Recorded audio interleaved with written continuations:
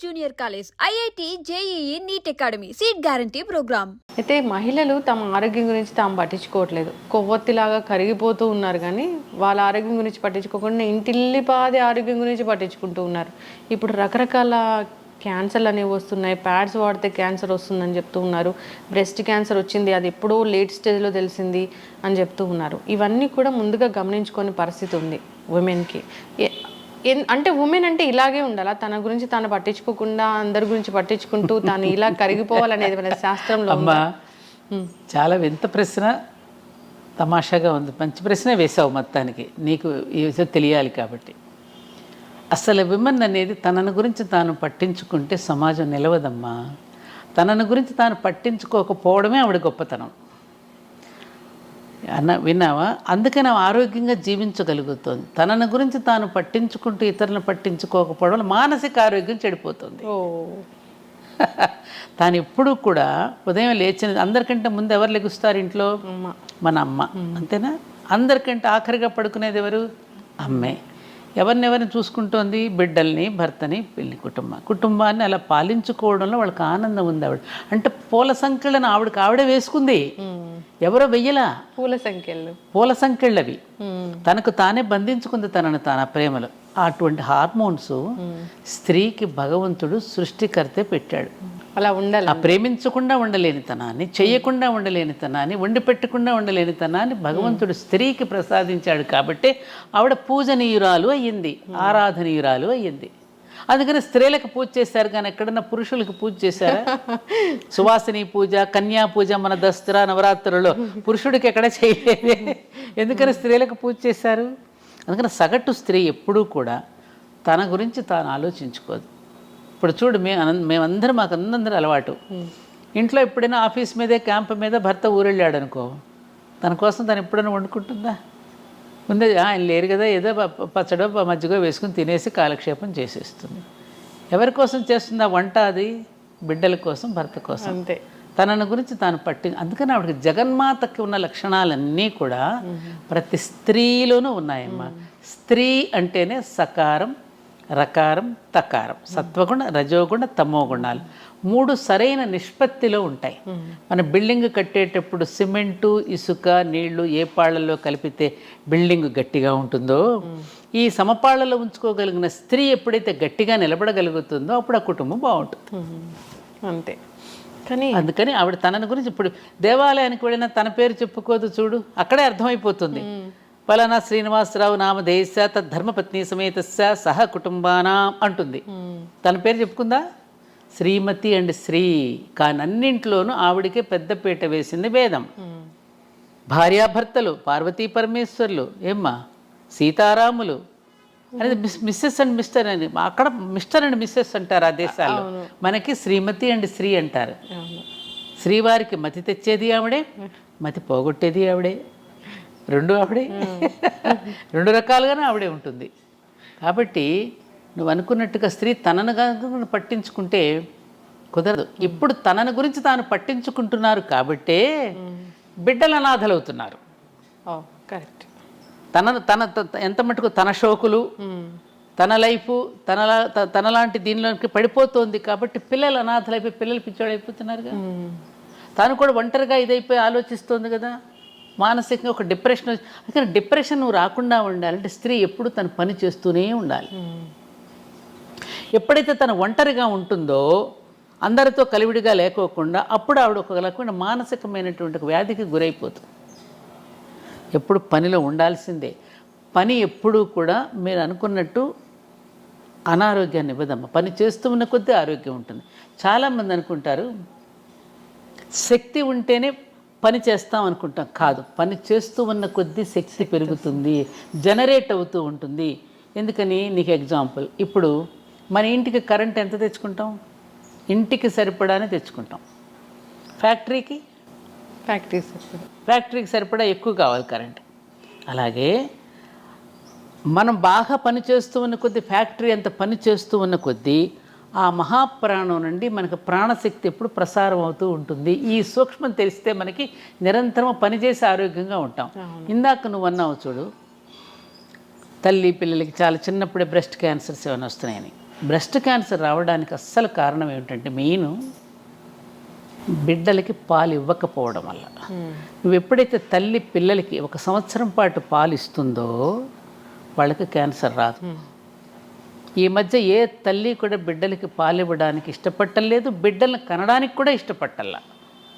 అందం పోతుందని, శ్రమ అని, నొప్పులు భరించలేమని, ఓపిక లేదని, ఓర్పు లేదని రకరకాల అద్దె గర్భాలు కూడా తీసుకుని పిల్లల్ని కనేటటువంటి ఒక దారుణమైనటువంటి పరిస్థితికి మనం వచ్చేసాం. అందుకని తనను ఆ పని చేయడం వల్ల ఆమె ఆరోగ్యం చెడిపోవటంలా, మనం అనుసరిస్తున్న విధానాల వల్ల ఆరోగ్యం చెడుతోందేమో తప్ప ఆమె నిరంతరము పని చేస్తూ ఉన్న కొద్దీ ఆవిడ ఆరోగ్యవంతంగా ఉంటుంది, మానసికంగా కూడా ఆవిడ ఆనందపడుతుంది. ఆనందమే ఆరోగ్యం. అంటే మేమంతా అలా చేసుకున్న వాళ్ళమేగా. మా అమ్మలో మా అత్తగారులు వాళ్ళందరూ కూడా నిరంతరం బిడ్డల కోసం భర్త కోసం పని చేసి వాళ్ళందరూ అలసిపోయి అలసటలోనే ఒక ఆనందాన్ని పొంది పనిలోనే విశ్రాంతిని పొందిన వాళ్ళు. ఇవాళ ఏది ఇప్పుడు చేస్తున్నటువంటి ఆధునిక యువతలు చేసే ఉద్యోగాలు కొంత స్ట్రెస్కి గురవుతున్నారు. మన ఇంట్లో మనం చేసుకుంటామమ్మా, చేసుకున్నంతసేపు చేసుకుని కాసేపు విశ్రాంతి కావాలంటే మనం విశ్రాంతి తీసుకుంటాం. అదే నువ్వు మరొకరి దగ్గర పని చేస్తున్నప్పుడు నీకు దొరకదు కదా అది. అప్పుడు నువ్వు స్ట్రెస్ ఫీల్ అవుతావు. మీరు చేసే పని కూడా ఎప్పుడు కూడా ఒక రేడియేషన్ దగ్గర పనిచేస్తున్నారు.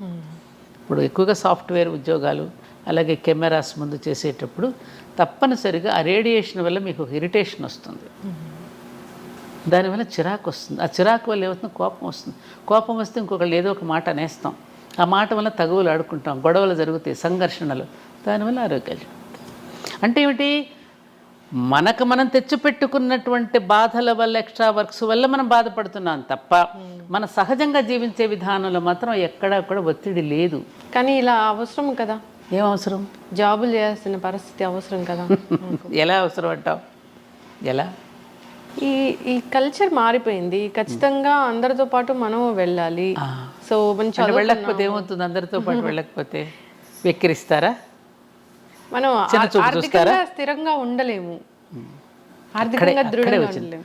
ఇందాక నేను చెప్పాను చూడము, ఆర్థికంగా స్థిరంగా అంటే ఒకప్పుడు పురుషుడు సంపాదించి బయట పని చేసుకుని వస్తే స్త్రీ ఇంట్లో కష్టపడేది. ఆయన వచ్చేసరికి ఇంట్లో కష్టపడేది. ఈ రెండు ఆయన బయట కష్టపడితే ఇప్పుడు ఇంట్లో కష్టపడిన కుటుంబాలన్నీ ప్రశాంతంగా వెళ్ళిపోయాయి.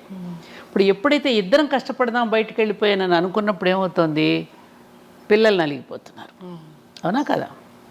అవునా కదా? మరి పిల్లల్ని స్కూల్కి పంపాలి. మరి ఇంటా బయట కూడా నెగ్గుకు రాగలిగిన సామర్థ్యం ఎంతమందికి ఉంటుంది? బయటకు వెళ్తే కొన్ని అవమానాలు ఉంటాయి, ఆఫీస్కి వెళ్తే. పైగా ఆడపిల్లలకి బయటకు వెళ్ళినప్పుడు రకరకాలైనటువంటి అవమానాలు ఉంటాయి, రకరకాల సమస్యలు ఉంటాయి, సమాజం రకరకాలుగా చూస్తుంది, రకరకాలుగా దాడులు ఉంటాయి. నేను నోరు విప్పి చెప్పనక్కర్లేదు మీకు ఇవన్నీ. వీటన్నింటి ఒత్తిడుల వల్ల ఇంటికి వచ్చి కాన్సన్ట్రేట్ చేసి ఇంట్లోనూ పని చేయలేదు, బయటకు వెళ్తేనేమో ఇంట్లో పిల్లలు ఏం చేస్తున్నారు, పాపం తిన్నారు, ఇవన్నీ ఆలోచనలు ఉంటాయి. అప్పుడు మానసికంగా ఒత్తిడికి గురవుతుంది. ఎందుకంత ఒత్తిడికి గురవ్వాలి? ఉన్నంతలోనే తృప్తిగా బ్రతుకుదామండి అనేటువంటి రోజులు పోయాయి. ఇప్పుడు మనం ఉన్నంతలోనే తృప్తిగా బ్రతుకుదామండి. తలంబరాలు పోసుకునేటప్పుడు అదేగా ఒప్పందం చేసుకున్నాం మనం. మీరు తెచ్చిన సంపాదనలో వివేకంతో ఖర్చు పెట్టుకుని ఇద్దరం హాయిగా బ్రతుకుదామని వెంటనే తలంబరాలు పోసుకుని ఒప్పందం కుదుర్చుకున్నారు పెళ్ళినాడు. మళ్ళీ ఇద్దరం సంపాదించాలని ఇద్దరు ఎందుకు బయటకు వెళ్ళాలి? ఇవాళ చూడు, ఇద్దరు సంపాదించాలనుకుని ఇప్పుడు ఐటీలో చేస్తున్నారమ్మా. నేను చూస్తున్నాను చాలా కుటుంబాలు కేసులు వస్తున్నాయి, చాలామంది దగ్గర కేసులు వస్తున్నాయి. ఇద్దరు తగులాడుకోవడమే, నాది సంపాదన నీది సంపాదన. ఆ ఈవీఎంలు కట్టుకోలేక వాళ్ళతో పోటీపడి కారులు కొని మళ్ళీ బంగళాలు కొనుక్కుని రకరకాలుగా ఈవీఎంలు కట్టుకోలేక మళ్ళీ చిరాకు పడి గొడవ పడి రకరకాలుగా డైవర్స్ దాకా వెళ్ళిపోతుంది చివరికి. ఇవన్నీ వాస్తవాలా కాదా? వాస్తవం. నేననేది ఏమిటంటే, ఎవరో ఏదో అనుకుంటారని, మన డబ్బులు లేకపోతే, మన బంగళాలు కారులు లేకపోతే మనల్ని చిన్నచూపు చూస్తారేమోనని అనే దాంట్లో నీ జీవితం నలిగిపోతుంది కదా అంటున్నాను నేను. ఎందుకు చక్కని చదువులు అందించాలని వెళ్తున్నారేమో. ఏది చక్కటి చదువు? కాన్వెంట్లోనా? అది చక్కని చదువు అని ఎలా అంటే, వాడు ఏసీ రూమ్ పెట్టేసి ఒక మంచి బ్యాన్ పంపించేసి వాడు మంచి బుద్ధులు నేర్పిస్తున్నాడని నమ్మకం మీకుందా? ఉంటే ఇలా ఎందుకు ఉంటుంది సమాజం? నువ్వు చదువుకుంటున్నావుగా, నువ్వు కూర్చుని ఎందుకు చెప్పుకో? నీ బిడ్డలకు నీ చదువు, నువ్వు బాగా నీ బిడ్డలకు చదువు చెప్పుకుంటావని కదా నేను చదివించింది. నువ్వు వాళ్ళని ఎవరో వదిలేసి నువ్వు ఎక్కడికో పోవడం ఎందుకు? నీ పిల్లలకి ఎవరు పట్టించుకుంటారు? మా అత్తగారు అంటూ ఉండేవాళ్ళు ఎప్పుడు, నీ ఒంటి మీద బట్టలకి నీకు శ్రద్ధ లేక చాకలికి వేస్తే అంత శ్రద్ధగా ఎందుకు ఉతుకుతాడే అనేది. ఆమెకు ఎవరో చెప్పారు, మా అత్తగారు ఎప్పుడు నాతో అనేది. మన బిడ్డల మీద మనకు శ్రద్ధ లేకపోతే బయట వాళ్ళకి ఎందుకు ఉంటుందమ్మా? మహిళకి ఆర్థిక స్వాతంత్రం అవసరమే కదా మ్యామ్ మరి. ఎప్పుడు ఉందమ్మా? అసలు ఈ దేశంలో స్త్రీకి ఉన్నంత ఆర్థిక స్వాతంత్రం ఏ దేశంలో ఏ స్త్రీకి ఏ రకమైన స్వాతంత్రము లేదు. కొంతమంది చేసినటువంటి దాని సమాజానికి మొత్తానికి మనం కట్టొద్దు. అసలు తీసుకొచ్చి ఆవిడ చేతికే ఇస్తాడన్నీ. మా అమ్మలందరూ బ్రహ్మాండమైనటువంటి వాళ్ళ బడ్జెట్ కానీ వాళ్ళ ప్రణాళిక కానీ వాళ్ళు ఎంత బాగుండేవారు వాళ్ళందరూ. ఏముంది వాళ్ళ దగ్గర? వాళ్ళేం బయటికి వెళ్ళి ఉద్యోగాలు చేయలేదే. పండగలకు బట్టలు కొనే దగ్గర నుంచి మనకు చేసేటువంటి పిల్లలకు నగలు చేయించే దగ్గర నుంచి అందరూ ఆర్థిక స్వాతంత్రం స్త్రీలదే. స్త్రీ చేతికే ఇచ్చాడు. స్త్రీ నిండా దింపుతున్నాడు పురుషుడు సంపాదించింది. నువ్వు నగలు పెట్టుకుంటున్నావు, పట్టుపట్టు చీరలు కట్టుకుంటున్నావు అంటే ఎవరు తెచ్చింది? అదంతా పురుషుడు సంపాదించి తెచ్చి నీ ఒంటి నిండా నింపడంలా. అండర్స్టాండింగ్,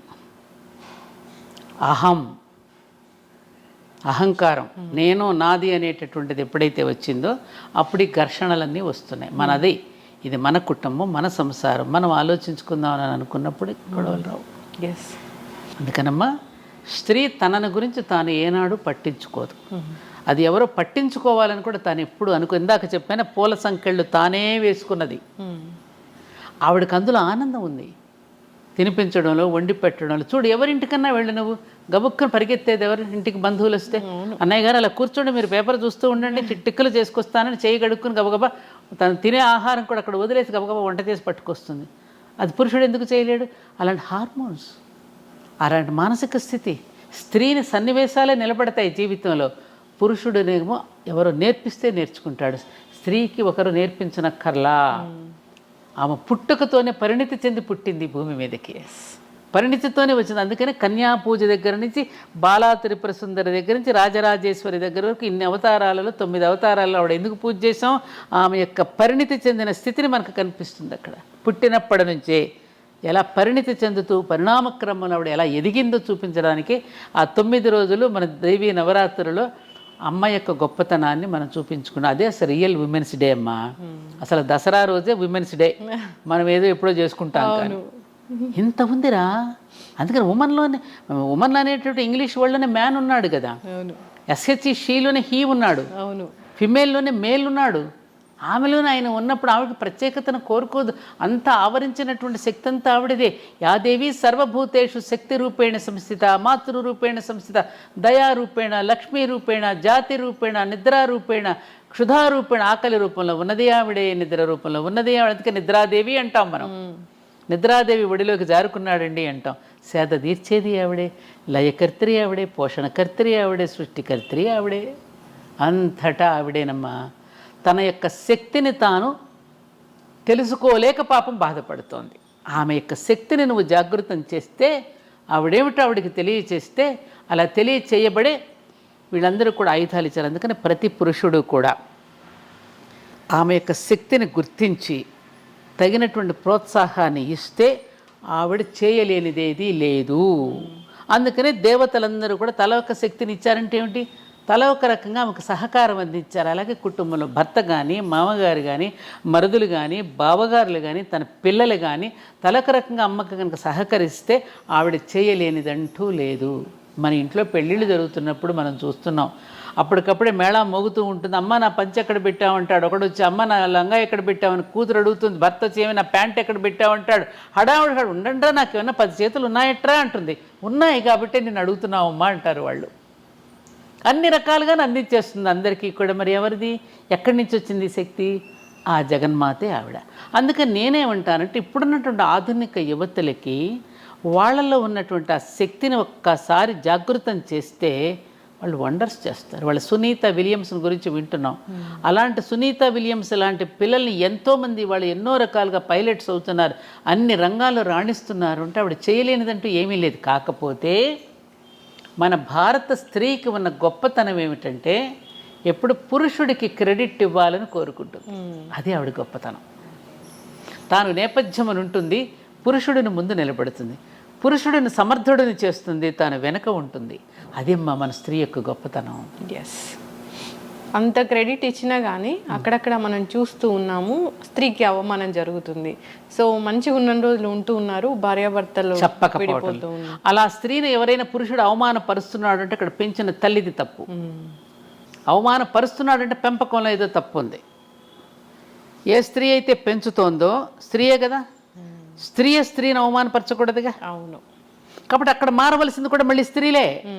పురుషుడి పట్ల బాధ్యత పడవలసింది కూడా స్త్రీయే. తయారు చేస్తున్నది నువ్వే అతడిని. కాబట్టి అతడు ఏదైనా తప్పు చేస్తున్నాడు అంటే అది ఎక్కడో మనలోనే తప్పు ఉన్నది. You have to agree. నువ్వే కదా నేర్పిస్తున్నావు పుట్టినప్పటి నుంచి వాడికి. అంటే భర్త భార్యకు విడాకులు ఇస్తే తల్లిదే తప్పు అమ్మా చెప్పాలి వాడికి. అంటే వాడిని పరివర్తన తీసుకొచ్చి మార్చాల్సింది తల్లే కదా. తల్లి తండ్రి విలువలతో పెంచాలి కదా. ఒరే తప్పురా, నువ్వు మంత్రపూర్వకంగా స్వీకరించావు ఆనాడు, తప్పు ఇలా చెయ్యి అని చెప్పి అతనిలో పరివర్తన తెచ్చుకోవడానికి ప్రయత్నం చేయాలి తప్ప ఠకీమని చిన్న చిన్న కారణాలకి ఆ విధంగా విడిపోయి ఇవాళ వివాహాలు చేసుకోవడానికి భయపడే పరిస్థితి వచ్చింది. వివాహాలు చేసుకోమంటున్నారు. లివింగ్ టుగెదర్ అనేటువంటి ఒక దరిద్రపు కల్చర్ వచ్చేసింది. ఒకటని కాదు, 60 ఏళ్ల తర్వాత భార్యను వదిలేసి 30 ఏళ్ల యువతితో ఉంటున్న వాళ్ళని చాలా మందిని చూసాము. అంటే ఆ యువతులు ఎలా వస్తున్నారనేది కూడా అర్థం కాని పరిస్థితి. అదే మారిపోయింది. అంటే సమాజంలో వ్యక్తుల యొక్క మనసులో రకరకాలుగా వచ్చినవి. కాలం అదే, కాలంలో మార్పు రాలి. అందరూ కాలాన్ని నిందిస్తున్నారు. కాలం అదే సూర్యుడు, అదే చంద్రుడు, అదే గాలి, అయ్యే పంచభూతాలు. మారింది నువ్వు. అనవసరపు కోరికలు పెంచుకుని ఒకరితో ఒకటి కంపేర్ చేసుకుని, కంపారిజన్ బాగా ఎక్కువైపోయింది. ఆ కంపారిజన్తో రకరకాలుగా వేషభాషల్లో వేసుకుంటున్నటువంటి మార్పులు మనసులో రావటల్లా.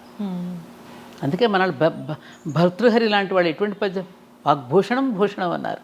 ఏవి నీకు ఆభరణాలు? మంచి గుణాలే ఆభరణాలు. ఒక మంచి మాట కానీ, ఒక చక్కగా మాట్లాడటం కానీ, పెద్దలను గౌరవించడం కానీ, చెప్పిన మాటకి వినయంగా వినడం కానీ. ఎందుకని కరువు అవుతుంది? స్కూల్ ఎడ్యుకేషన్లో చెప్పరు. మోజు పెంచుకున్నాం, మనం పరాయి భాష మీద మోజు పెంచుకున్నాం, పరాయి దేశాల మీద మోజు పెంచుకున్నాం. మనదైనటువంటి కల్చర్, మన ఋషుల యొక్క సంతానం. మనం వేరే దేశాలకి మన దేశానికి తేడా ఉంది. ఋషులు మనకి ఏదైతే చెప్పారో వాటిని మనం ఆచరించటం అనేది మన పూర్వీకుల నుంచి మనకు వచ్చింది. అదే మనం ఆచరిస్తూ వచ్చినంతకాలం జీవితాలు చాలా బాగున్నాయి. అది వద్దనుకున్నాం కదా. ఋషులు ఎవరు? వాళ్ళకే తెలియదు. రామాయణం తెలియదు, భారతం తెలియదు, భాగవతం తెలియదు, ఉపనిషత్తులు అంటే ఏమిటో తెలియవు, శతక పద్యాలంటే ఏమిటో తెలియవు, నీతి వాక్యాలంటే ఏమిటో తెలియవు. మరి ఏం చేస్తారు? నీతి వాక్యాలు తెలియనప్పుడు బూతులే మాట్లాడతారు. అవును. కనీసం నేను పిల్లల్ని క్వశ్చన్ చేస్తున్నాను, ఏం చదువుతున్నావు నాన్న? 6th అంటాడు. కనీసం వాక్యం కూడా పూర్తి చేయడు. 6th 7th అంతే. 6th క్లాస్ చదువుతున్నాను నాన్నమ్మ అని కూడా అన్నాడు. పూర్తిగా ఆ మాటకు కూడా వాడికి బద్ధకమే. ఇవి ఉన్నాయి కదా చేతిలో. పిల్లలు నేర్పారు. తప్పురా, పెద్దవాళ్ళతో అలా మాట్లాడకూడదు, నిండుగా చక్కగా నమస్కారం చేసుకుని చక్కగా చెప్పాలని ఎవరు చెప్తున్నారు? పెద్దవాళ్ళు. ఇలా పోతే ముందు అసలు ఏం జరుగుతుందో తిరగబడుతుంది. మళ్ళీ వచ్చేస్తుంది. అలానే కంగారు పడకు నువ్వు. తప్పకుండా మార్పు వస్తుంది. ఎవరికి వాడికి పైదాకా పోతాడమ్మ, పీకి ఏమీ లేదు ఇక్కడ అనుకుంటాడు, మళ్ళీ వెనక్కి కొడతాడు. అంటే మళ్ళీ బ్యాక్ టు పెవిలియన్ అనమాట. మళ్ళీ పాత రోజులకి వెళ్ళిపోవాలని. కోవిడ్ వచ్చినట్లుగా. ఇప్పుడు అమెరికాలో వెళ్ళారు, అక్కడంతా బాగా ఇదిగా ఉంది. ఇప్పుడు అక్కడి నుంచి మళ్ళీ స్వదేశానికి పోదాం అంటారు. స్వదేశానికి ఇట్లా పట్టణాల్లో ఉన్న వాళ్ళందరూ ఇరుకుని పడి ఇక్కడ ఏం బాగాలేదండి మన పల్లెటూరికి మనం పోదాం అనుకుంటారు. ఆ రోజులు వస్తాయి. నేను చెప్తున్నాను కదా, మళ్ళీ పల్లెలకు వెళ్ళిపోయే రోజులు వస్తాయి. పట్టణాల నుంచి, విదేశాల నుంచి మళ్ళీ స్వదేశానికి వచ్చే రోజులు వస్తాయి. సైకిల్ అమ్మ ఇదంతా ఒకలాంటి సృష్టి యొక్క పరిణామంలో ఇక జరగదేమో అనిపిస్తుంది, కానీ జరుగుతుంది. ఈ జరిగే దీంట్లో వచ్చేటటువంటి సన్నివేశాలను మనం సరిగ్గా అర్థం చేసుకుని మన జీవితాలను మళ్ళీ కొంచెం ప్రయత్నించేద్దాం. అనేక రకాల ప్రయత్నాలు చేస్తున్నారుగా పెద్దవాళ్ళు. తప్పకుండా వస్తుంది. మనం నిరాశపడకుండా వెళ్ళాలి. ఇన్నేళ్ళ జర్నీ మీది. అసలు మార్నింగ్ నుంచి ఈవినింగ్ వరకు అసలు మీ లైఫ్ స్టైల్ ఎలా ఉంటుంది? ఏం తింటారు? ఎన్ని గంటలు నిద్రపోతారు మీరు? నాకు ఈ మధ్యన కొంచెం కరోనా వచ్చిన తర్వాత కాస్త హెల్త్లో చిన్న చిన్న మార్పులు వచ్చాయి. సడన్గా బీపీ డౌన్ అవ్వటం, పెరగడం. మెడిసిన్స్ ఏం పెద్దగా వేసుకొని మార్నింగ్ ఒక థైరాయిడ్కి ఒక 25 టాబ్లెట్ మాత్రం వేసుకుంటాను, 20 mg. ఇంకా వేరే మాత్రలు ఏమీ లేవు. ఎక్కువ సమయం నేను కొంచెం ధర్మపురి క్షేత్రంలో అప్పుడప్పుడు అక్కడికి వెళ్ళి కార్యక్రమాలు నిర్వహించుకోవడం. ఎక్కడైనా విద్యార్థులు స్కూల్స్కి కాలేజెస్కి పిలిస్తే ఎక్కువగా అప్పుడు నా ప్రయాణం అంతా విద్యార్థుల మధ్యనే కదా, అలా వెళ్తూ ఉండేదాన్నమ్మా. ఎప్పుడన్నా కాసేపు కూర్చుని మాట్లాడటం, ఏదైనా మంచి మాటలు వినడం, చదువుకోవటం, ఇట్లాగే నా కాలక్షేపం. ఆహారపు అలవాట్లు చాలా సింపుల్. మార్నింగ్ ప్రొద్దున్నే లేవగానే కొంచెం పూజ, చిన్న హోమం చేసుకుంటాను. తర్వాత కొంచెం ఇడ్లీయో ఉపవాసం, చిన్న అల్పాహారం తీసుకుంటాను. మళ్ళీ మధ్యాహ్నం భోజనం, మళ్ళీ సాయంకాలం అల్పాహారం, ఒక్కొక్కసారి ఉదయం తినకపోతే సాయంత్రం మళ్ళీ అల్పాహారం. నాకు భోజన వేళల్లో కరెక్ట్ వేళలంటూ ఉండవు.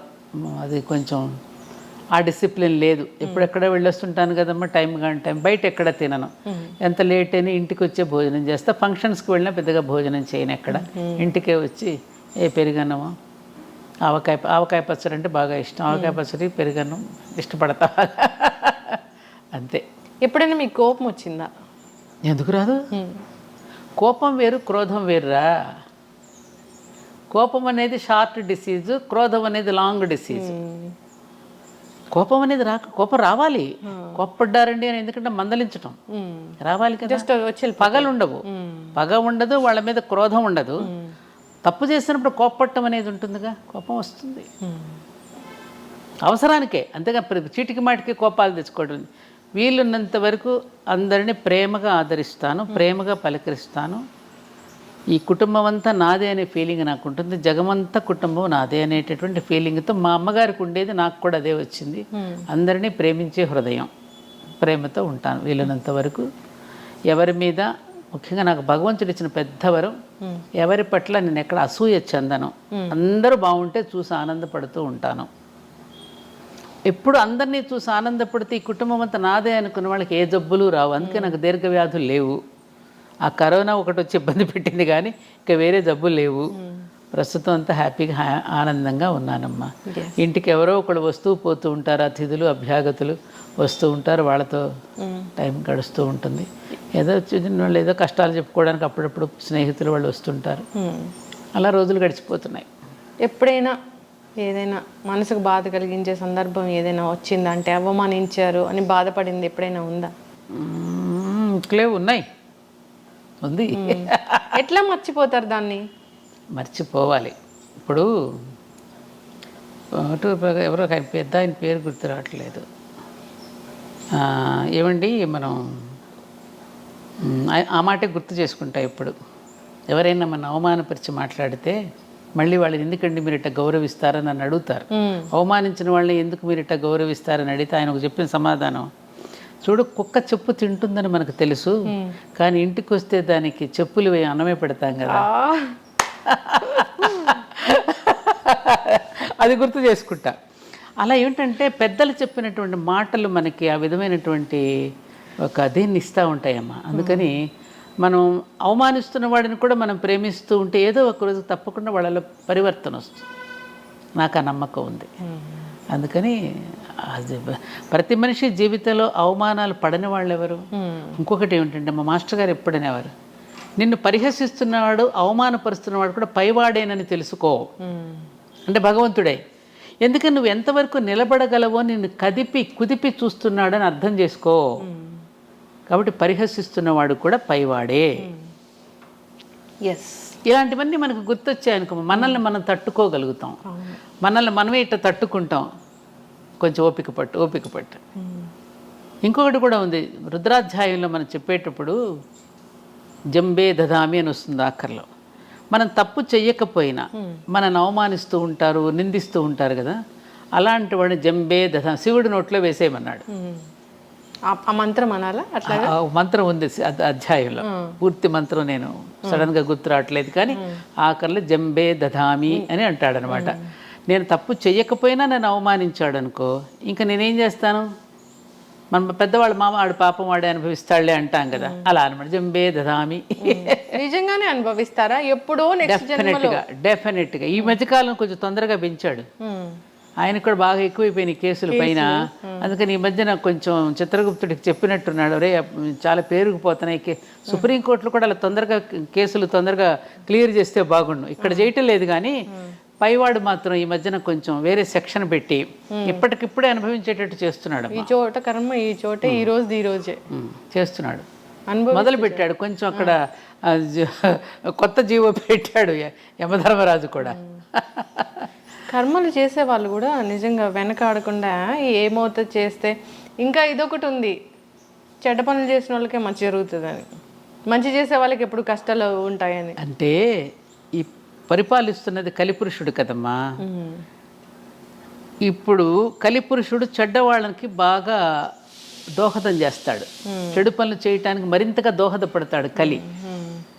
ఇప్పుడు కలిపురుషుడి పరిపాలనలో ఉన్నాం మనం, ఇది కలియుగం కదా. మంచి వాళ్ళందరికీ ఒకటేం చెప్పాడు, భగవన్ నామస్మరణ. మంచి వాళ్ళ జోలికి రాలేడు కలిపురుషుడు.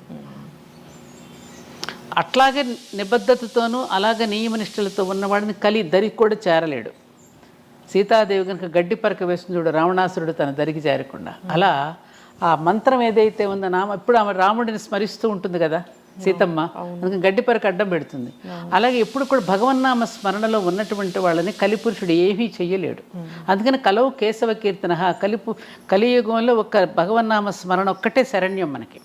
అలాంటి భగవన్నామ స్మరణలోనూ భగవత్ సేవలో ఉన్న వాళ్ళని కలి దరికి చేరలేడు. అందుకని అలా మంచి వాళ్ళందరికీ భగవంతుడు ఉంటాడు కాబట్టి దయచేసి మనం ఎక్కడా కూడా నిభాయించుకునే ఉండాలి తప్ప చెదిరిపోయి అయ్యో వాళ్ళలాగా కూడా మనం అయిపోతేనే బ్రతకగలమని అనుకోకూడదు.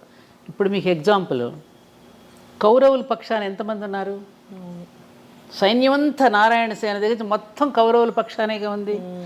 పాండవులు అనే 5గురు పక్షాన ఎవరున్నారు? ఒక్క కృష్ణుడు అనేవాడే ఉన్నాడు. చివరికి గెలిచింది ఎవరు? పాండవులేగా. నీతిగా నిజాయితీగా పాండవుల్లాగా బ్రతికితే శ్రీకృష్ణుడు అనేవాడు మన పక్కన ఉంటాడు. ఈ ధైర్యంతో మనం బ్రతికేస్తే ఎప్పటికైనా విజయం మంచి వాళ్ళకే.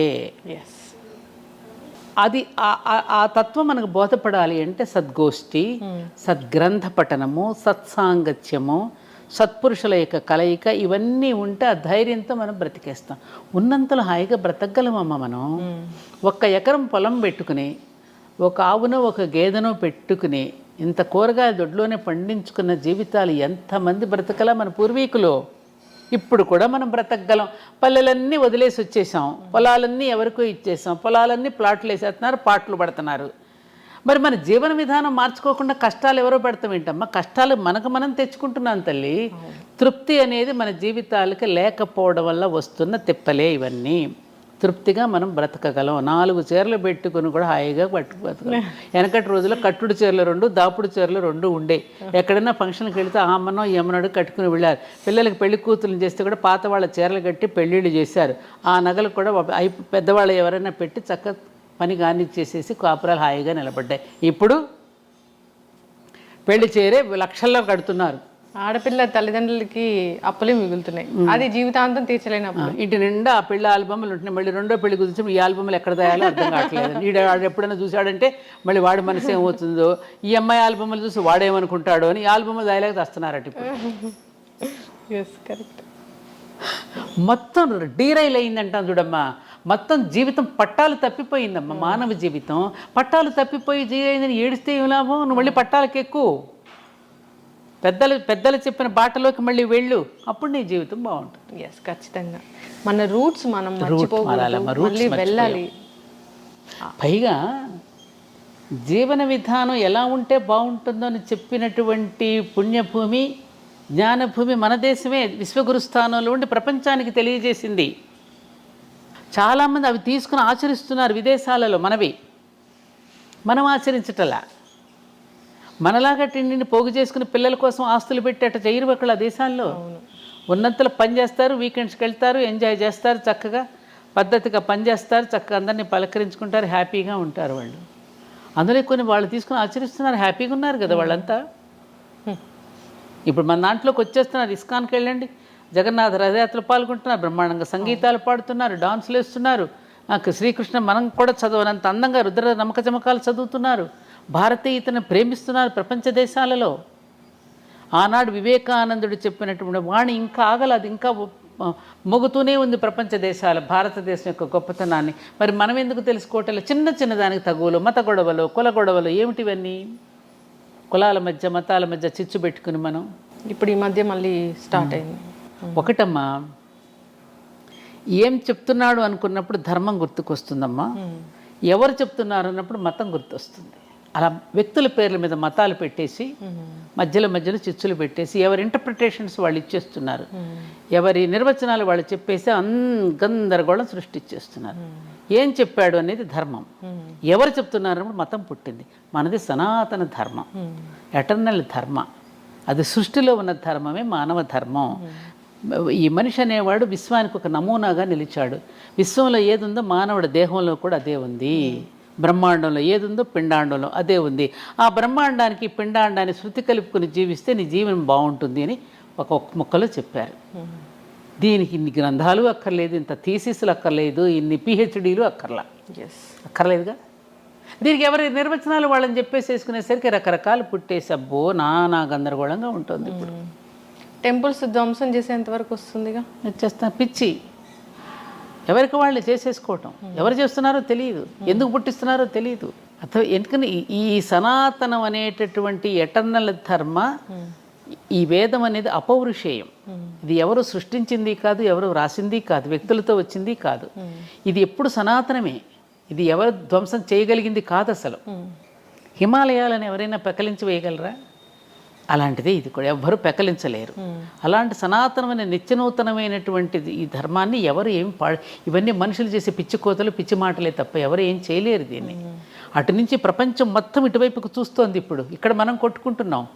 ఈ సమయంలో వాళ్ళు మనల్ని దీంటి మనమందరం అటు వెళ్ళి ఇదే నేను అమెరికా వెళ్ళినప్పుడు ప్రిన్స్టన్ యూనివర్సిటీ, ఐన్స్టీన్ అక్కడే కదా.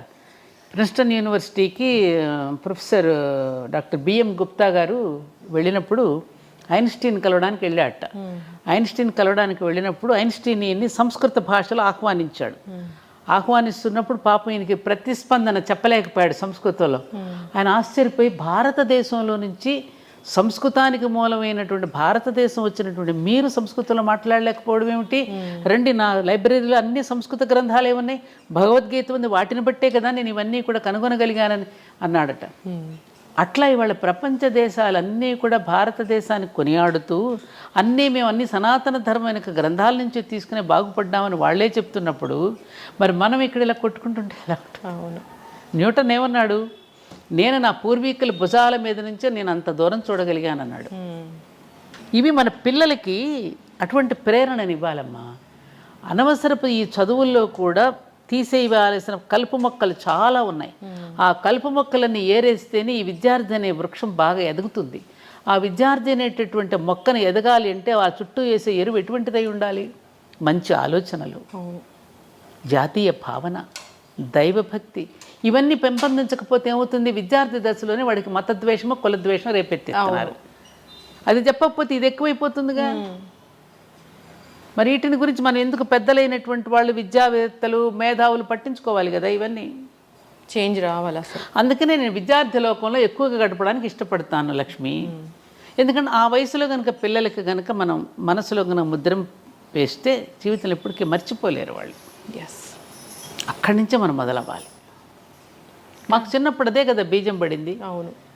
1వ తరగతి నుంచే మాకు పలకా బల్పం తీసుకున్న ఆ ఈ అని రాసినప్పుడే ఆ అమ్మ, ఆ ఆవు, ఈ ఇల్లు, ఈ ఈశ్వరుడు, అక్కడే ధర్మార్థ కామ మోక్షాలకు ప్రతీకలే ఆ ఈ. ఆ అంటే అమ్మ ధర్మం, ఆ అంటే ఆవు జ్ఞానం, ఈ అంటే ఇల్లు కామం.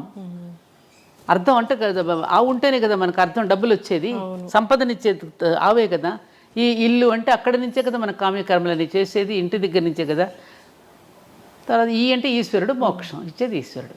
ఈ భావనతో మనం మొట్టమొదటి విద్యాభ్యాసం అక్కడి నుంచి మొదలు పెట్టించారు. A for apple, B for bread వచ్చేసింది కదమ్మా. అవును. ఏ యాపిల్ తినడం, బ్రెడ్, సి క్యాట్, డాగ్, మరి వీటితో నేర్పించేసేస్తే తిండి కోసమే ఉద్యోగం అనేటటువంటి చదువు అనేటటువంటి బ్రెడ్ అండ్ బటర్ కోసమే చదువుతున్నాం అనేది వచ్చేసింది.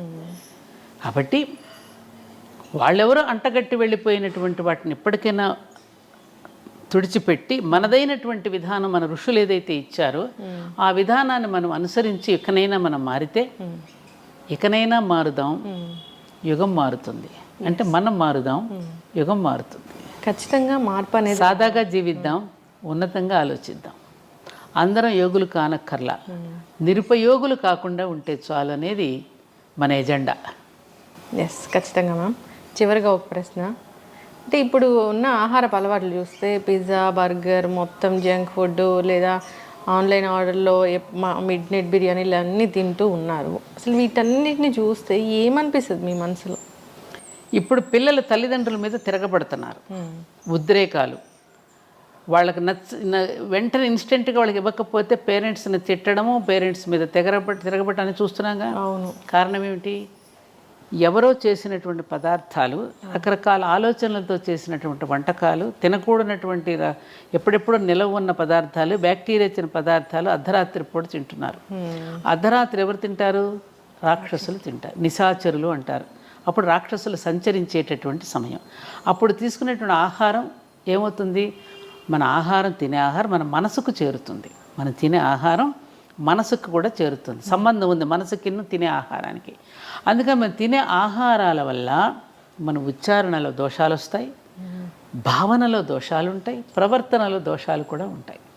అందుకని మన పూర్వీకుల ఆహారపు వేళ యుక్తాహార విహారస్య అని భగవద్గీతలో చెప్పినట్టు ఆహార విహారాదులలో కూడా ఎటువంటి జాగ్రత్తలు వహించాలో శ్రీకృష్ణుడు భగవద్గీతలో చెప్పాడు కదా.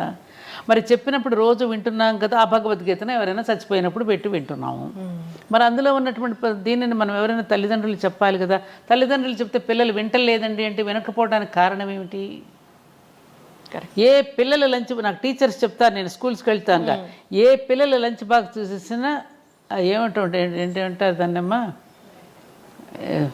మ్యాగీయా, నూడిల్స్ ఇవి నూడిల్స్ ఇట్లాంటివే తప్ప మన సంప్రదాయపు వంటకాలు ఏ లంచ్ బాక్స్లోనూ ఉండవండి అంటే ఒక టీచర్ ఒక స్కూల్కి వెళ్ళినప్పుడు చూపించింది నాకు. తినట్లేదు. మాకు చిన్నప్పుడు పెరుగన్నము, పచ్చడి, వెన్న పూస పెట్టేవారు. వెన్న దేనికి? ఇంద్రియాలను నిగ్రహిస్తుంది. శ్రీకృష్ణుడు వెన్న దొంగిలించాడు ఎందుకు? ఆయన అస్కలిత బ్రహ్మచారి. వెన్న తినడం వల్ల మన ఇంద్రియ నిగ్రహం ఉంటుంది. వెన్నకు అంతటి గొప్ప శక్తి ఉంది వెన్నకి. అట్లా తినేవాళ్ళం. చద్ది అన్నంలో ఎన్ని పోషక విలువలు ఉంటాయో రాజీవ్ దీక్షిత్ గారు 2 గంటల ఉపన్యాసం చెప్పాడు ఆయన. అట్లా తిని పెరిగిన వాళ్ళమే. మరి ఇవాళ పిల్లలకి ఎటువంటి ఆహారం పెడుతున్నాం, ఆహారాన్ని బట్టి వాళ్ళకి లక్షణాలు వస్తున్నాయమ్మా. అందుకని ఈ స్విగ్గీలు, జొమాటోలు ఎప్పుడెప్పుడు తీసుకొచ్చి నిలవ పెడుతున్నారు. ఈ మధ్యన చూస్తున్నాం రకరకాల, ఎందుకంటే రోజు రోజుకి అదే ఆర్డర్ ఇస్తూ ఉంటే ప్రొడక్షన్ కూడా తగ్గినప్పుడు వేరే వేరే కుక్క మాంసాలు కలపచ్చు, ఏ మాంసాలు కలుపుతున్నా మనకు తెలియదు కదా. ఇక భగవంతుడికి పెడుతున్నప్పుడు ఇక వీళ్ళకి పెట్టడంలో ఇంక దోషం ఏముంటుంది? కరెక్ట్. ఆలోచించండి. వాడిది వ్యాపార దృష్టి, అమ్మది ప్రేమ దృష్టి. అమ్మ ఇచ్చే కాఫీకి హోటల్ వాడు ఇచ్చే కాఫీకి తేడా లేదు. హోటల్ వాడిది వ్యాపార దృష్టితో ఇస్తాడు కాఫీ నీకు. అమ్మ ఇచ్చే కాఫీ కానీ, అమ్మ ఇచ్చే పాలు కానీ, అమ్మ పెట్టే అన్నంలో ప్రేమ ఉంటుంది. ఆ ప్రేమతో పెట్టిన అన్నం వలన నీకు ఆరోగ్యం ఉంటుంది, నీ ఆలోచనలో కూడా ఉంటుంది. అమ్మ ఏ ఆలోచనలతో చేస్తూ వంట చేస్తుందో ఆలోచనలు అన్నంలో కూడా ఉంటాయి. ఇది కథ ఉన్నది మనకి. ఇది సైన్స్ అమ్మా. అందుకనే పిల్లలు, నేనదే ఇప్పుడు ఉద్యోగాల కోసం మీరు పోతున్నారు, పిల్లలకి ఎవరు వంట చేసి పెట్టమంటున్నారు. నీకున్న ప్రేమ ఆయాకి ఎందుకు ఉంటుందమ్మా? ఆయా ఎందుకు పెడుతుంది? వాడి నోట్లో పెట్టకుండా తన నోట్లో పెట్టుకుంటుంది. దేనికి సంపాదన? ఎవరి కోసం? ఆ పిల్ల అడిగింది కదా, పని మనిషి మీద, అమ్మ నువ్వు తాళాలు పని మనిషికి ఇచ్చేళ్ళు, బంగారం పని మనిషికి ఇచ్చే, నేను స్కూల్ నుంచి వచ్చేసరికి ఫంక్షన్కి వస్తానంటే తాళాలను బంగారం పని మనిషికి ఎట్లా ఇస్తాను, నీకేం బుద్ధి లేదా అని అడిగితే తల్లిని, మరి అయితే నన్ను ఎందుకు నాయాక అప్పగిచ్చి వెళ్తున్నావు అంటే ఆ బంగారం కూడా విలువ లేదన్న. నేను మంచి క్వశ్చన్. అవునా కదా? ఇప్పుడు వాళ్ళు ఆయాలకి ఇస్తున్నారు, రేపు వీళ్ళని ఓల్డ్ ఏజ్ హోమ్స్లో వేస్తున్నారు. తప్పలేదు కదా. అదే ఇందాకన్నా కర్మఫలం ఉంటుంది. నువ్వు స్కూల్లో కుక్కేసేసి నువ్వు ఎప్పుడైతే ఆయాలకు అప్పచెప్పావో నేను పెద్ద అయినా తీసుకెళ్ళి ఓల్డ్ ఏజ్ హోమ్లో పెడతారు. తప్పేముంది? వాళ్ళదేం తప్పలేదుగా. అయ్యా ఎందుకు నీకు ఈ గొయ్యి అంటే, తాతకు తీసిన గొయ్య నీకు తీయాలి కదయ్యా. తాత మనోడు సినిమా అనుకుంటాయి. These are realities. కరెక్ట్. యద్భావం తద్భావం. మనం ఎలా ఉన్నాం వాళ్ళు ఎలా ఉంటారు. కర్మ సిద్ధాంతం. యాక్షన్కి రియాక్షన్ ఉంటుంది కదమ్మా. అందుకని ఉన్నంతలో తృప్తి పడుతూ వీలున్నంత వరకు భర్తలు ఉద్యోగాలు చేస్తూ ఉంటే కోపం వస్తుంది. హౌస్ వైఫ్ అంటే వాళ్ళకి ఒక చిన్న చూపు అనమాట. అందుకని హౌస్ మేకర్ అని చెప్పుకుంటున్నారు. హౌస్ వైఫ్ గృహలక్ష్మి లాంటి గొప్ప ఉద్యోగం ఇంకోటి లేదమ్మా. గృహలక్ష్మి అంటే అంతటి ఉద్యోగం మరొక ఉద్యోగం కాదు. గృహలక్ష్మి కాకుండా నేనేదో బయటకు వెళ్ళిపోతున్న వాళ్ళందరూ కొన్ని వందల మంది వచ్చి కష్టాలు చెప్పుకుంటున్నారు. మరి ఎలా? నీకు తెలియదే ఉంది ఏమ్మా. అందుకని మనం మారదాం. మనం తృప్తిగా బ్రతకగలిగినప్పుడు ఈ ఇబ్బందులు ఉండవు. అందుకనే కలియుగంలో అందరూ కష్టాలు పడుతున్నారు స్వామి, ఈ కష్టాలు తీరడానికి ఏదైనా ఉపాయం చెప్పండి అని నారద మహర్షి వెళ్ళి శ్రీమన్నారాయణని అడుగుతాడు. అడిగితే సత్యనారాయణ స్వామి వ్రతం చేయమంటాడు. సత్యనారాయణ స్వామి అని వేరేవాడు లేడు కదా. సత్యమే నారాయణ స్వరూపము. అందుకని సత్యవ్రతాన్ని ఆచరించమనవయ్యా, కష్టాలు ఉండవని చెప్పాడు ఆయన. అంటే నిజాలు మాట్లాడాలి. ఏంట సత్యవ్రతం? అందుకని ఆ కథలో ఎవరిని పెట్టాడు? ఒక బ్రాహ్మణుడు ఉంటాడు, ఒక వైశ్యుడు ఉంటాడు, ఒక రాజు ఉంటాడు, ఒక కట్టెలు కొట్టుకుని శూద్రుడు. అంటే 4 వర్ణాలు ఇవి, కులం కాదు. బ్రాహ్మణ అంటే శిక్షణ, క్షత్రియ అంటే రక్షణ, వైశ్య అంటే పోషణ, శూద్ర అంటే పరిచర్య, శ్రమశక్తి. ఈ 4 కనుక కమిట్మెంట్తో పని చేస్తే కష్టాలు ఉండవు. జ్ఞానాన్ని బోధించవలసిన బ్రాహ్మణుడు జ్ఞానాన్ని బోధిస్తూ, సమాజాన్ని రక్షించవలసిన క్షాత్రశక్తి సమాజాన్ని రక్షిస్తూ, ధనాన్ని సమానంగా పంపిణీ చేయవలసిన వైశ్యుడు సమానంగా రేట్లు ఎక్కువ వేయకుండా సమానంగా పంపిణీ చేసేటటువంటి ధనశక్తి, అలాగే తన శరీరంతో శ్రమతో సమాజాన్ని సేవించుకునే శ్రమశక్తి. ఈ 4 భాగాలు సమాజానికి 4 అంగాలు. ఈ 4 భాగాలు కమిట్మెంట్తో సత్యంతో పనిచేస్తే కష్టాలు ఉండవు నాయన. ఈ మాట చెప్పమని దాన్ని వ్రతంగా స్వీకరించమని చెప్పాడు ఆయన. దాన్ని ఏం చేసాం మనం? తీర్థానికి ప్రసాదానికి ముడిపెట్టి, తీర్థం తీసుకోకపోతే పాపం వస్తుందని, ప్రసాదం తీసుకోకపోతే ఓడ మునిగిపోయినట్టు మన కొంప మునిగిపోతుందని, ఇలాంటి కథలు చెప్పి కథకి కొబ్బరికాయ కొట్టి కథకి హారతలు ఇచ్చేసి ఓవర్ యాక్షన్ చేసేసి ఏమ్మా దాని అసలు పదార్థం మర్చిపోయి నేను కొత్తగా గృహప్రవేశం చేసుకుంటున్నావురా, ఈ ఇంటికి వచ్చిన వాళ్ళని ఆదరించటం, గౌరవించటం, వచ్చినటువంటి అతిథ్యాగతులను సేవించుకుంటూ ఎలా ఉండాలో వ్రతం చేయించాడు. కొత్తగా పెళ్ళైన వాళ్ళు కూడా నీ దాంపత్య జీవితం ఇలా ఉండాలమ్మా, దాంపత్య జీవితాన్ని ఇలా చక్కగా నిర్వహించుకోవాలని చెప్పి ఈ 2 వేళల్లో మన సత్యనారాయణ స్వామి వ్రతాన్ని తప్పకుండా ఎందుకు పెట్టారు? సత్యాన్ని వ్రతంగా స్వీకరించి నీ గృహస్థాశ్రమ ధర్మాన్ని చక్కగా నిర్వర్తించు అని చెప్పడానికి మనకు ఆ వ్రతం చేయిస్తే చివరికి ఏమైంది? దక్షిణలు, తాంబూలాలు, కొబ్బరికాయలు కొట్టడాలు, హారతులు ఇవ్వడాలతో సరిపెట్టి తీర్థప్రసాదాలకు ముడిపెట్టేసి అసలు తంతంతా పోయింది. ఇది మిగిలింది. ఏమంటావు? అవును. అంటే ఈ పూజలు ఇలాంటివి చేసి మన మొక్కులు తీరాలంటే తీరవా? ఎడ తీరుతాయి? ఎలా తీరుతాయి? రాంగ్ నెంబర్ పెట్టాయి అంటాడు అక్కడ. నువ్వు చేసేదోటి, నువ్వు చెప్పేదోటి, నీ మొక్కు కింద రాంగ్ నెంబర్ అని పెట్టేయమంటాడు. బాగా తపస్సు చేసిన కోరకూడని కోరావనుకో, తదాస్తు ఇచ్చాను పోరా అంటాడు. తపస్సు చేశాడు కదా, ఎవరికైనా తను చేసినట్టు చెడ్డ కోరిక వాడికి శాపం అయ్యేటట్టు చేశాడు. అవును, అది ఉందిగా. మనం తెలివైన వాళ్ళైతే సమాజ హితం కోసం చేసి తపస్సు చేసిన వాళ్ళు కొందరున్నారు, సమాజాన్ని నాశనం చేయడానికి చేసే తపస్సులు ఉన్నారు. సమాజాన్ని నాశనం చేసే తపస్సులన్నీ వాళ్ళే నాశనం అయిపోయారు.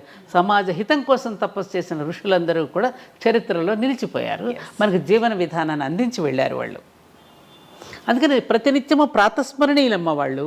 ఉదయం లేచిన దగ్గర నుంచి రాత్రి పడుకోబోయేంత వరకు మన దినచర్యని దేవుని చర్యగా మార్చుకోవడం ఎట్లాగో నేర్పి ఒక విధానాన్ని, ఒక బాటను వేసిన మన మహర్షులు ఉన్నారే, వాళ్ళకి ప్రతిరోజు ఉదయం నేను నమస్కరించుకుంటాను.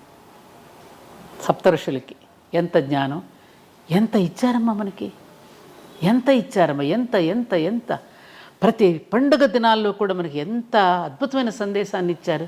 నువ్వు చెడిపోకుండా ఉండడానికి సంవత్సర కాలం కూడా సంవత్సర పురుషుడు గానాన్ని మనకి వినిపించి, ప్రతిరోజు నువ్వు చెడిపోకుండా పట్టాలు తప్పకుండా పండుగల రూపంలో నీ చేత ఆచరింపజేసి పుణ్యం అనే అకౌంట్ను నువ్వు బ్యాంకులో దాచుకోవడానికి ఎంత శరీరాలను కాల్చుకుని వాళ్ళందరూ ఎన్ని ఇచ్చారమ్మా మనకి. వాళ్ళ రుణం తీర్చుకోవద్దు మనం? ఇలా కొట్టుకోమనా, ఇలా తిట్టుకోమనా మనం? వాళ్ళు నేర్పింది మనకి. ఆలోచించాలి. నేను రాగానే దీపావళి శుభాకాంక్షలు చెప్పారు మీరు దివాళీని ఎలా జరుపుకుంటారు? దివాళీ పండుగ అంటే మా ఇంట్లో మాకు బాగా ఇష్టం. ఎందుకంటే వీళ్ళు ఎక్కువగా నార్త్లో ఉండొచ్చారు కదా, తప్పకుండా ఉదయం పిండి వంటలు చేసుకోవడం, చుట్టుపక్కల ఉన్న వాళ్ళందరికీ, మా అత్తగారు నేను ఉంటే రాత్రంతా ముందు రోజు రాత్రి బాగా పిండి వంటలు ఎక్కువగా చేసి ఆ కాలనీలో ఉన్న చుట్టుపక్కల అందరికీ పంచిపెట్టడం జరిగేది. ఇప్పుడు ఎవరు రావటం లేదుగా పండుగలు సామూహికంగా భోజనాలు చేయడానికి. ఇదివరకు ఇట్లాగలే ఎవరికి వారే విడిపోతున్నారు కదా, సామూహికంగా రండి అనేటువంటి పద్ధతి పోయింది. మా పల్లెల్లో ఉంటే ఆ ఉన్న కులాల వాళ్ళందరినీ భోజనానికి పిలుస్తాం. ఇది చాకలి సోదరుడు, మంగలి సోదరుడు, కమ్మ సోదరుడు, కుమ్మరి సోదరుడు అందరినీ. ఎందుకంటే ప్రతి వృత్తిలో నువ్వు సహకరిస్తున్నావు కదా ఒకరికొకరు. నేను పంట పండిస్తున్నాను, నేను పంట పండించేటప్పుడు మీరందరూ నాకు సహకరిస్తున్నారు, కాబట్టి అందరం కలిసి భోజనం చేద్దాం రండి. అన్ని కులాల వాళ్ళు వచ్చి భోజనం చేస్తే ఆ వండిన పిండి వంటలు అందరం కలిసి భోజనం చేసే విధానం మనకు పండుగల్లో ఉండేది. ఇప్పుడు రాజకీయ నాయకులు వచ్చిన తర్వాత ఈ రాగద్వేషాలు పెంచేశారు కదా అందరిలో. ఎర్షెడ్ వాళ్ళకి పెరిగాక ఎవరికి వాళ్ళే మేము రామని భోజనాలకు ఎవరు రావట్లా ఇప్పుడు. అలా అయిపోయింది ఇప్పుడు. కాబట్టి ఇంక సాయంకాలం అయ్యేసరికి దీపాలు వెలిగించుకోవడం. ముఖ్యంగా దీపాలు వెలిగించేటప్పుడు మేము చేసేది ఏమిటంటే, మనకి జీవితంలో మనం ఎదుగుతూ ఉన్న కొద్దీ మనకి సహాయం చేసేవాళ్ళు ఉంటారు. మన తాతగారులు, మన అమ్మమ్మలు, నాన్నమ్మలు, మనకి ఎవరెవరైతే మనకి ప్రేమగా చూశారో మనకి జీవితంలో మనకి ఉద్యోగంలో కానీ సద్యోగంలో కానీ ఏదైనా ఒక వ్యాపారం ఏదో ఒక రూపంలో మనకు సహకరించే వాళ్ళు ఉంటారు. ఆ సహకరించినటువంటి వాళ్ళ కృతజ్ఞతలు చెప్పుకుంటూ వాళ్ళ పేరుతో ఒక దీపం పెడతా నేను. ఇది పలానా వారికి నాకు ఈ సహకరించారు కాబట్టి వారి పేరు మీద ఈ దీపం అని వారికి నమస్కారం చేసుకో. దాన్ని బలివైశ్వ దీపం అంటారు. ఉంది మనకి ఇది ముందు రోజున పెడతారు, బలి దీపాలను పెడతారు. ఆ చనిపోయిన వాళ్ళందరినీ గుర్తు చేసుకుంటూ వాళ్ళ పేరు మీద ఒక దీపం వెలిగించుకోవడం, అలా దీపాలు పెట్టుకోవడం.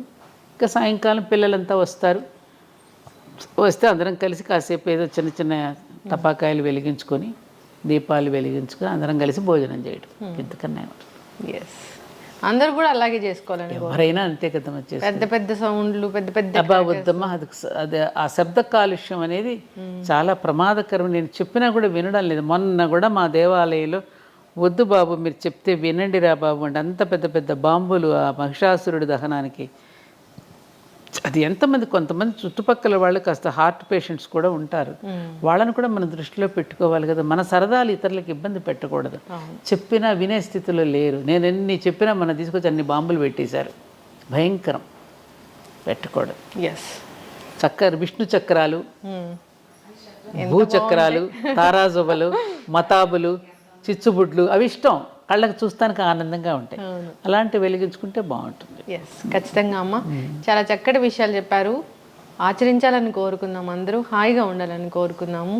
సో ఇంకా నాకు చాలా డౌట్స్ ఉన్నాయి. ఈ సిరీస్ అనేది కంటిన్యూ చేయాలని నేను కోరుకుంటున్నాను. మీరు నాకు ఆచరిస్తున్నారమ్మా. లేదు, ఇంకా సమాజంలో చాలామంది ఇంకా అటువంటి వాళ్ళు ఉన్నారు కాబట్టి ఇంకా సమాజంలో మనం బ్రతకగలుగుతున్నాం. లేరని నేను అనడంలా, ఉన్నారు ఇంకా ఎందుకంటే ఈ దేశం చెడిపోతే ప్రపంచానికి దిక్కు ఉండదు. అందుకని ఏ కొంచెం చెడు వచ్చినా కూడా ఆందోళన పడతాం మనం.